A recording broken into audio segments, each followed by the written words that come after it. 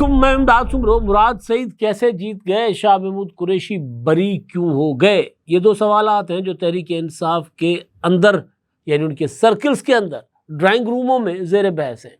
ہر بندہ دوسرے بندے سے سوال کر رہا ہے کہ مراد سعید، ان کو تو کسی قسم کی معافی نہیں ملنی تھی، تو وہ کیسے سینیٹر بن گئے؟ کیا ہو گیا؟ کہاں جگاڑ لگایا مراد سعید نے؟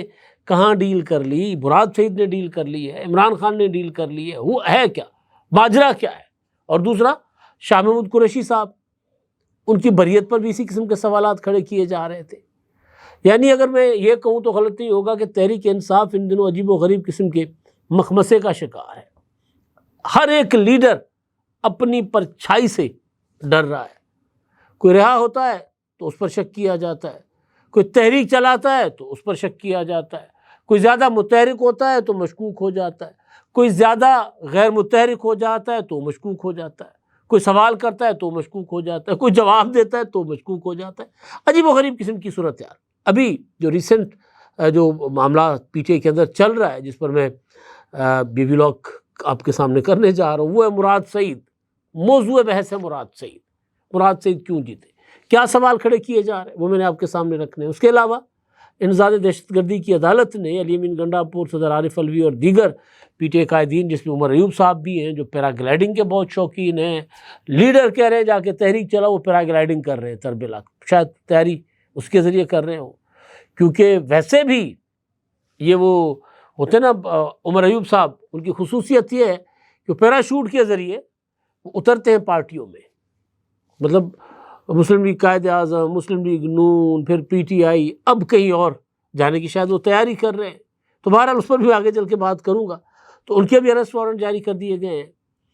برساتی صورتحال پاکستان میں دن بدن ظاہر خراب ہوتی جا رہی ہے، ابتر ہوتی جا رہی ہے، لیکن اس میں شکر ہے کہ ایوانوں میں بیٹھے لوگوں کو خیال آیا کہ یہ صرف اور صرف کلائمیٹ چینج کی وجہ سے نہیں ہے، قدرتی آفت کی وجہ سے نہیں ہے جو تباہیاں ہو رہی ہیں، بلکہ اس میں حکومتوں کا ہاتھ بھی ہے، انسانوں کا ہاتھ بھی ہے۔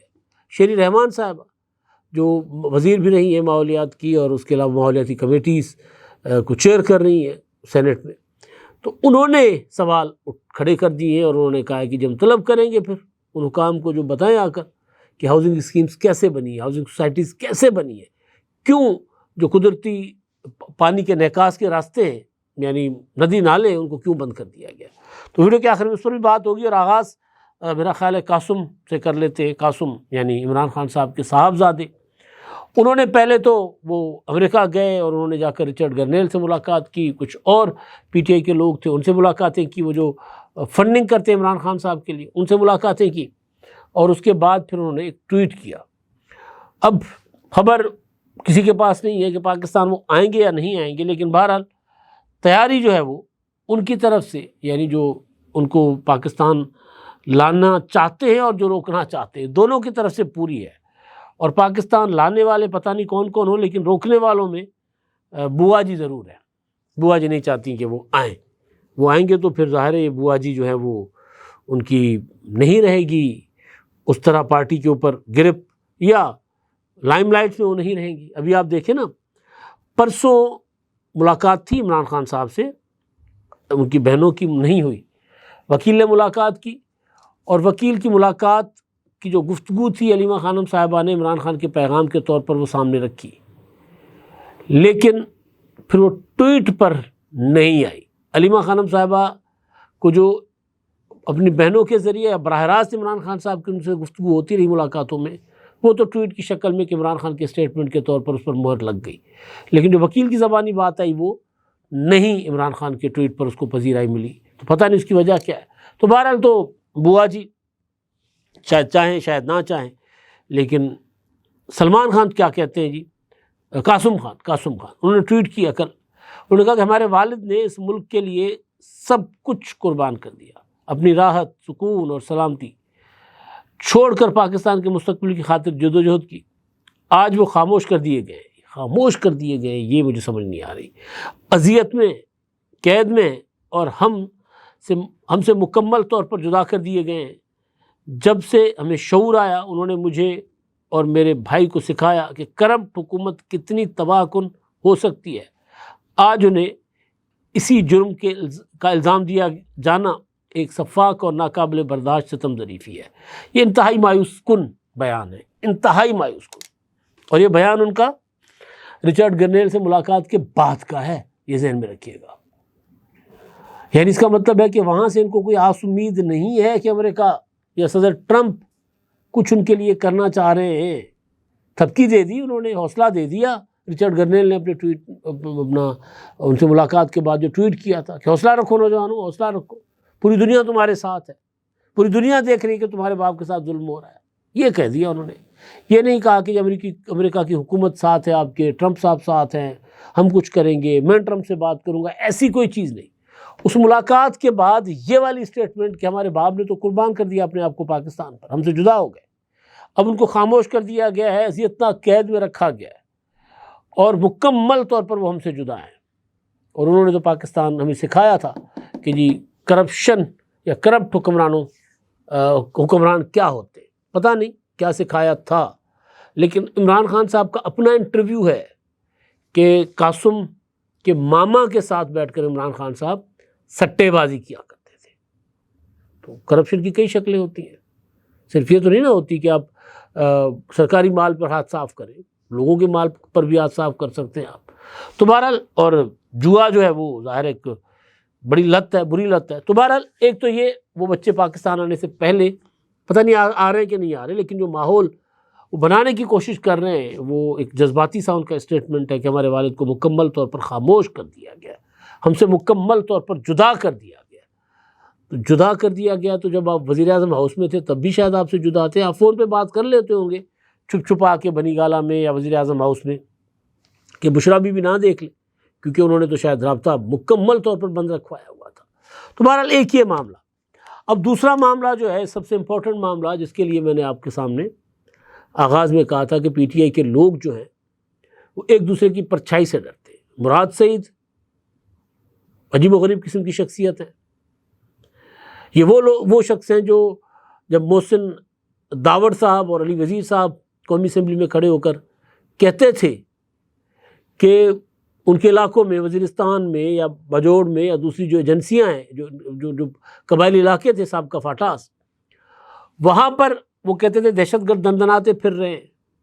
حکومت سے سوال کرتے تھے پارلیمنٹ میں کھڑے ہو کر، وہ کہتے تھے کہ جی ہم جاتے ہیں، ہمیں تو 400 جگہ پر چیکنگ کی جاتی ہے، یہ دہشت گرد کیسے آ جاتے ہیں، سوال کرتے تھے۔ تو ان کے خلاف یہ تقریریں کرتے تھے مراد سعید، کہتے تھے جھوٹ بول رہے ہیں، ایسے ویسے، یہ انڈین ایجنٹ ہے، فلاں ہے فلاں، تقریریں پڑی ہوئی ہیں قومی اسمبلی میں۔ اور اب مراد سعید ان کی ہی تقریر، محسن داوڑ کی تقریر رٹ کر روزانہ کی بنیاد پہ وہ بات کر رہے ہوتے ہیں۔ عجیب و غریب قسم کے آدمی ہیں، چیختی چنگھاڑتی تقریریں کرتے ہیں۔ لیکن بہرحال میرا ان سے اختلاف اپنی جگہ، لیکن وہ بڑے عرصے سے روپوش ہیں۔ 9 مئی کے بعد سے وہ روپوش، 9 مئی کی سازش کرنے والوں میں ان کی وہ آڈیو سب کے سامنے ہے کہ آپ کو جگہیں بتا دی گئی ہیں۔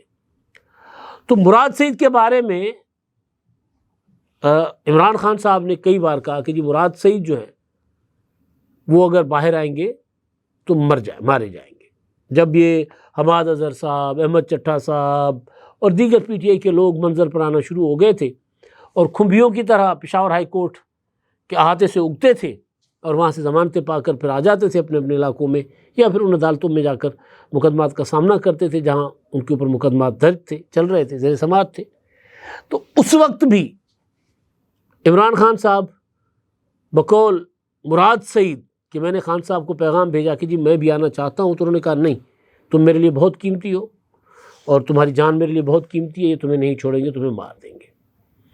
پتہ نہیں اس کی کیا وجہ ہے، خان صاحب کو کیوں لگتا ہے کہ انہوں نے مراد سعید کو مار دینا۔ ابھی تک تو کسی کو نہیں مارا، ابھی تک کسی کو نہیں مارا۔ 26 نومبر یا وہ ضلع شاہ کا جو انسیڈنٹ ہو گیا، یا 9 مئی کو کچھ ایک آدھ واقعہ ہوئے جب وہ لوگ چھاونیوں کے اندر گھس رہے تھے تو ان پر فائرنگ ایک آدھی جگہ پر ہوئی، ابھی تک کسی کو کسٹڈی میں اس طرح یا کسی کو ٹارگٹ کر کے کلنگ نہیں کی۔ حادثہ ہوا، مطلب جھڑپیں ہوئی تو اس میں کوئی ایک آدھ یا جو بھی 26 نومبر کو 12 کہتے ہیں 14 کہتے ہیں ہلاکتیں ہوئی پی ٹی آئی کے کارکنوں کی، لیکن ابھی تک یہ نہیں ہے کہ جی پی ٹی آئی کا فلاں بندہ جس کو مار دو۔ تو مراد سعید کو مارنے کی وجہ نہیں سمجھ آ رہی کہ کیوں عمران خان کو لگتا ہے کہ مراد سعید کو مار دیا جائے گا۔ اس کے لیے فیصل اوڈا صاحب کہتے ہیں جی مراد سعید کے پاس ارشد شریف کے قتل کے ثبوت ہیں، اچھا جی، اور عمران خان نے کہا تھا جی مراد سعید میرے پوسٹر بوائے، عمران خان مراد سعید نے کل پرسوں خود ٹویٹ کیا، اور اب جب اس کو جتنا بڑا کانٹا عمران خان کے اوپر ہے کہا جاتا ہے، اتنا بڑا کانٹا مراد سعید کے اوپر بھی ہے. تو مراد سعید یہ سینٹ کے الیکشن کیسے لڑ، مطلب ایک ہی چیز کافی تھی ان کے خلاف کہ وہ روپوش ہیں، تو عدالتوں کا سامنا نہیں کر رہے، یہی کافی تھی ان کے کاغذات مسترد ہونے پر، لیکن نہیں ہوئے مسترد، اور پھر الیکٹ بھی ہو گئے اور سب سے زیادہ ووٹ بھی لے لیے. تو جب یہ صورتحال بنی تو پھر پی ٹی آئی کے لوگوں نے سوال کرنا شروع کر دیا کہ یہ کیسے ہو گیا، مراد سعید کے اوپر تو کانٹا پھرا ہوا تھا، تو مراد سعید کیسے جیت گیا؟ مراد سعید کے اوپر ان کو خوشی بھی ہے، اور ایک آنکھ ان کی رو رہی ہے، ایک آنکھ ان کی ہنس رہی ہے خوشی کے مارے. یہ کیا ہو گیا؟ تو مراد سعید کو لے کر جو سوال کیے جا رہے ہیں، جو جن خدشات کا اظہار کیا جا رہا ہے، وہ یہ ہے کہ کہیں کوئی ڈیل تو نہیں ہو گئی. اور کچھ خوش فہم لوگ اس کو سمجھتے ہیں کہ عمران خان اور اسٹیبلشمنٹ کے درمیان کہیں نہ کہیں کسی نہ کسی شکل میں کوئی رابطہ جو ہے وہ بحال ہوا ہے، اور اس کے لیے ایک ڈیل کے تحت، سی بی ایم کے تحت مراد سعید، عمران خان نے کہا کہ جی مجھے مراد سعید جتوانا ہے، اور اسٹیبلشمنٹ نے کہا کہ جی ہمیں وہاں پر آپ کو ساری سیٹیں نہیں دینی. تو عمران خان 2 سیٹوں سے 3 سیٹوں سے وتھڈرا ہوئے، اور ادھر مراد سعید کو الیکٹ کروا لیا گیا. اب یہ پی ٹی آئی کے اندر کی باتیں، جو پی ٹی آئی کے لوگ ایک دوسرے کے ساتھ یا جو ڈسکس کر رہے ہیں کہ جی یہ وجہ ہو سکتی ہے کہ جی اس طرح کی کوئی ڈیل ہے. اب اس میں دیکھنا یہ ہوگا کہ کیا مراد سعید جیسے نوٹیفائی ہو جاتے ہیں تو حلف اٹھانے آ جائیں گے. اگر حلف اٹھانے آتے ہیں تو پھر کیا وہ تحریک چلائیں گے یا خاموش بیٹھ جائیں گے؟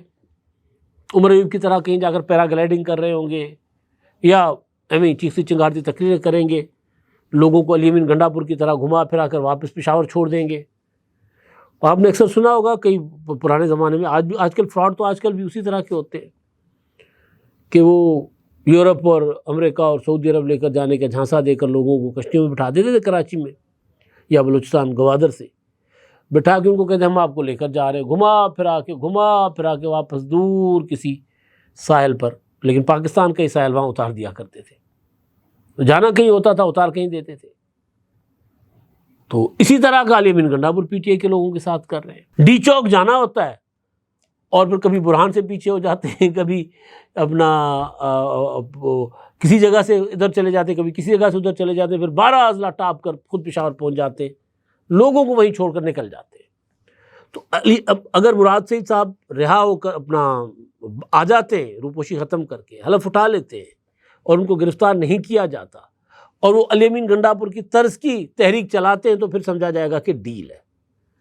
ورنہ اگر انہوں نے تحریک چلائی تو مراد سعید کے اندر میں سمجھتا ہوں کہ اتنی جان ہے کہ وہ پی ٹی آئی کے نوجوانوں کو نکال لیں گے، کیونکہ وہ بہرحال آئیڈیل ہیں پی ٹی آئی کے نوجوانوں کو، تو وہ شاید نکالنے میں کامیاب ہو جائیں. لیکن خیبر پختونخوا کی حد تک، پنجاب میں نہیں مجھے لگ رہا. تو مراد سعید کی جو ہے وہ جیت پی ٹی آئی کے لوگوں سے ہضم نہیں ہو رہی، جس طرح شاہ محمود قریشی صاحب کی بریت ہضم نہیں ہو رہی. ایک آدھ ہفتے میں پتہ چل جائے گا مراد سعید باہر آتے ہیں، یعنی روپوشی ختم کرتے ہیں یا نہیں کرتے، پتہ چل جائے گا. اچھا جی، اب پیرا گلائڈنگ، پیرا ٹروپرز، پیراشوٹ کے ذریعے آنا نیچے، وہ بڑا وتیرہ ہے پرانا عمر ایوب کا. ایک ویڈیو کل پرسوں سے وائرل ہے بہت زیادہ، میں نے بھی شیئر کر دی تھی، کہ وہ تربیلا کا مقام ہے، اور وہاں پر تربیلا کی جھیل کے آس پاس کسی اونچی پہاڑی سے وہ اپنا پیراشوٹ کے ساتھ پیرا گلائڈنگ جو ہوتی ہے وہ کر رہے ہیں جناب، اور لمبے عرصے تک ہوا میں اور پھر نیچے آ کر اترتے ہیں.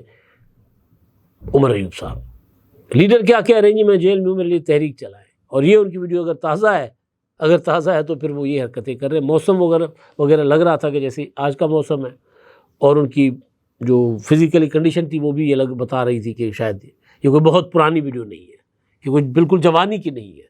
تو یہ چل رہا ہے عمران خان کے ساتھ. تو وہی جو میں نے آغاز میں کہا کہ مراد سعید صاحب نے بھی آ کر یہی کچھ کرنا ہوگا، شاید یہی کچھ کریں یا پھر تحریک چلائیں. اچھا جی، اب جو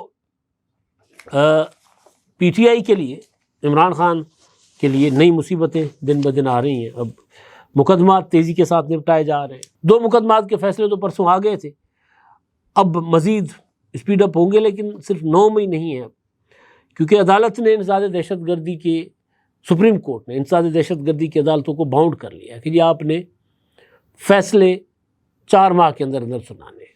اب اس میں جو مقدمہ ہے 26 نومبر کی توڑ پھوڑ کا، انسداد دہشت گردی کی عدالت ہے راولپنڈی کی، انہوں نے پیش نہ ہونے پر سابق صدر عارف الوی، وہ بھی میرا خیال ہے باہر پھر رہے ہیں، علی امین گنڈا پور وزیر اعلیٰ، عمر ایوب، اسد کیسر، شاہد خٹک، خالد خورشید اور فیصل امین، ان کے اور دیگر کے اپنا گرفتاری وارنٹ انہوں نے جاری کر دیے ہیں، اور یہ پیش نہیں ہو رہے بار بار۔ اور 26 نومبر کا آپ کو پتہ ہی ہے کہ کیا ہوا تھا 26 نومبر کو۔ تو یہ اب کام آپ کو تیز ہوتا ہوا دکھائی دے گا، بہت زیادہ تیز، جو ابھی تک چلا ہے اس سے کہیں زیادہ تیز۔ اور پی ٹی آئی اب اس سارے ایک خطرناک قسم کے فیز میں داخل ہونے جا رہی ہے۔ ابھی تک جو ان کے اوپر مراحل آئے ہیں اس سے زیادہ کہیں سخت مراحل ہوں گے۔ اب وہ لوگوں کو جو امید تھی کہ کوئی ڈیل ہو جائے گی، کسی طرح کے معاملات ٹھیک ہو جائیں گے، امیدیں دم توڑ رہی ہیں۔ کہیں پردے کے پیچھے ڈیل ہو رہی ہے جس کی وجہ سے مراد سعید کو ڈھیل مل گئی، شاہ محمود قریشی کو بریت مل گئی، تو کچھ نہیں کہا جا سکتا۔ لیکن عام لوگوں کے سامنے جو پی ٹی آئی کا عام ایک ورکر ہے اس کو نظر آ رہا ہے کہ بھئی آگے جو ہے اپنا ٹنل ہے نا، جو سرنگ ہے، اس کے اگلے سرے پر روشنی نہیں ہے، یعنی ہم اندھیری غار میں چلے گئے ہوئے اور واپس نہیں آ سکتے۔ یہ بات میں عمران خان صاحب کے لیے تب سے کرتا آ رہا ہوں جب ان کے خلاف تحریک عدم اعتماد پیش ہوئی تھی۔ میں نے کہا تھا یہ دلدل میں دھسے جا رہے ہیں، اپنے آپ کو دھستے جا رہے ہیں۔ دوسرا، یہ اندھیری غار میں جا رہے ہیں جس کا دوسرا چھیڑا نہیں ہے۔ اور پھر جب یہ غار میں داخل ہو گئے تو جو داخل ہونے والے راستے پر بھی بڑا پتھر گر گیا ہوا ہے۔ آج کل دیکھ رہے ہیں نا آپ بارشوں میں لینڈ سلائڈنگ سے کتنے بڑے پتھر گر رہے ہیں۔ تو لینڈ سلائڈنگ ہو گئی ہے اس غار کے اوپر جس میں عمران خان اپنی پوری پارٹی کو لے کر چلے گئے ہوئے ہیں۔ تو صورتحال اب دیکھتے ہیں کیا ہوتی ہے، لیکن حالات بہت نازک ہو چکے ہیں پی ٹی آئی کے لیے۔ اچھا جی، شیری رحمان صاحبہ، انہوں نے سینٹ کی قائمہ کمیٹی جو ماحولیاتی تبدیلی، اس میں انہوں نے کافی برہمی کا اظہار کیا ہے، غم و غصے کا۔ آپ نے دیکھا ہوگا یہ جب اپنا نالہ لئی کے اوپر ہر سال یہ ہوتا ہے جب بارشیں ہوتی ہیں، یعنی جب بارشیں ہوتی ہیں اور نالہ لئی بپرنے کا خدشہ ہوتا ہے، پانی حد سے زیادہ جا رہا ہوتا ہے، تو ایک لال قسم کا کوئی آلہ سا وہ یوں کر کے آ کے کھڑے ہو جاتے ہیں، چلا رہے ہوتے ہیں جی، سائرن آواز نکلتی ہے، یعنی یہ سندھی میں کہتے ہیں 1919 اندھیرے والے زمانے کا وہ، یعنی جب بجلی نہیں ہوتی تھی تو اس کو چلایا جاتا تھا نا، تو وہ آلہ آج بھی استعمال ہوتا ہے وارننگ کے لیے، ارلی وارننگ کے لیے۔ اور دوسرا انہوں نے کہا کہ کلائمیٹ چینج ہے، یہ قدرتی آفت نہیں ہے۔ کلائمیٹ چینج اور قدرتی آفت میں فرق ہوتا ہے۔ کلائمیٹ چینج انسانوں کے ہاتھ کی پیداوار ہے، پیدا کرتا ہے، اور اس میں جو ہم اپنے ساتھ کر رہے ہیں، جو میں بار بار ایک چیز کو روتا ہوں، وہ یہ ہے کہ بارشیں ہونی ہیں، کلائمیٹ چینج ہے، تو کیا ہم نے وہ جہاں بارشیں زیادہ ہونے کا امکان ہوتا ہے پورے ملک میں، ہم نے جو قدرتی راستے ہیں پانی کے وہ بحال رکھے ہوئے ہیں کہ ان پر قبضہ کر لیا؟ راولپنڈی، اسلام آباد، خطہ پٹوار، کراچی، حیدرآباد، کوئی ایسا علاقہ نہیں ہے، لاہور، جہاں ہم نے قدرتی کم از کم نہیں چھوڑے۔ تو شیری رحمان نے کہا ہے کہ جی ہم بتائیں مجھے کہ راولپنڈی، اسلام آباد میں کہاں کہاں قدرتی جو تھے راستے، جو ندی نالے تھے، وہ کہاں کہاں تھے اور کیوں بند کر دیے گئے، اور ہاؤسنگ سوسائٹیز کے خلاف کوئی ایکشن ہوا کہ نہیں ہوا۔ اور انہوں نے یہ بھی کہا کہ اگلے اجلاس میں ہم ہاؤسنگ سوسائٹیز کو بھی بلائیں گے کہ بتائیں آپ نے یہ کیوں قبضے کیے ہیں ندی نالوں کے اوپر۔ حکومت کو چاہیے تھا کہ حکومت فوری ایکشن لیتی۔ مریم نواز صاحبہ کل ننکانہ صاحب گئی ہوئی تھیں سیلاب متاثرین کو دیکھنے۔ سیلاب متاثرین ہر سال وہ ڈوبیں گے، آپ ہر سال جا کر ان کی امداد کرنے جائیں گے، اچھی بات ہے، لیکن کیا وہ جو ریزن بنتا ہے ڈوبنے کا، اس کا کوئی سدباب کیجیے گا کہ نہیں، وہ ذرا کریں، نوٹس لیں ہاؤسنگ سوسائٹیز کے اگینسٹ، یا یہ جو بے ہنگم سی ترقی ہو رہی ہے، جو تعمیرات ہو رہی ہیں اس کے خلاف، چاہے وہ سرکاری ادارے ہیں چاہے پرائیویٹ آرگنائزیشنز ہیں، چاہے وہ کر رہی ہیں۔ اب تک کے لیے اتنا ہی، اللہ حافظ۔